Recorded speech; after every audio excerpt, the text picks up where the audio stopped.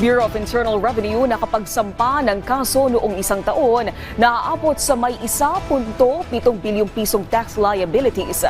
Ahensya nakatutok sa mga kaso ng ghost receipts. Si Alvin Baltazar na Radyo Pilipinas sa Balitang Pambansa. Umabot sa 1.7 billion pesos na tax liabilities ang naidulog sa korte ng Bureau of Internal Revenue noong isang taon. Ayon kay BIR Commissioner Romeo Lumagi Jr., malalaking kumpanya ang nasampahan nila ng reklamo sa Department of Justice, ganon din sa korte na konektado sa cigarette at vape industry. Ang hakbang legal ani Lumagi ay kaugnay na rin ng kanilang maigting na kampanya kontra tax evaders na kanilang ginawa sa pamamagitan ng pagsasagawa ng enforcement activities gaya ng raid.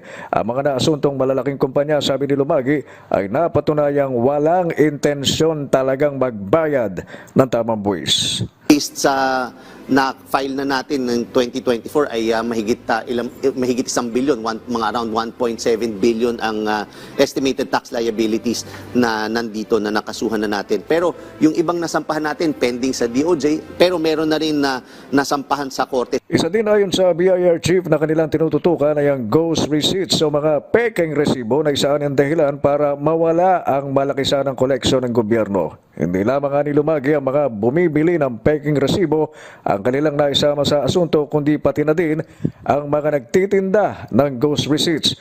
Pati ang mga accountant na kasama sa illegal na gawain, sabi ng BIR chief, ay idinamay din nilang masampahan ng kaso gayong hindi anya magagawa ito ng mga may sabit na kumpanya kung walang partisipasyon ng mga ito.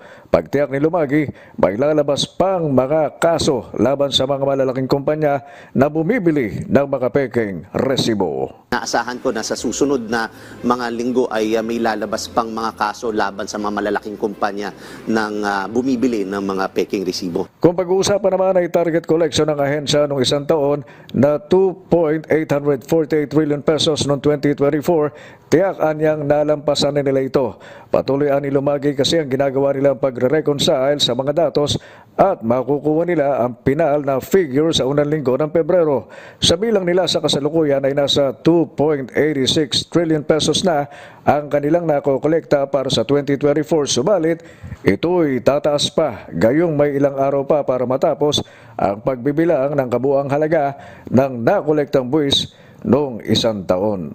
Para sa Balitang Pambansa, Alvin Baltazar ng Radyo Pilipinas.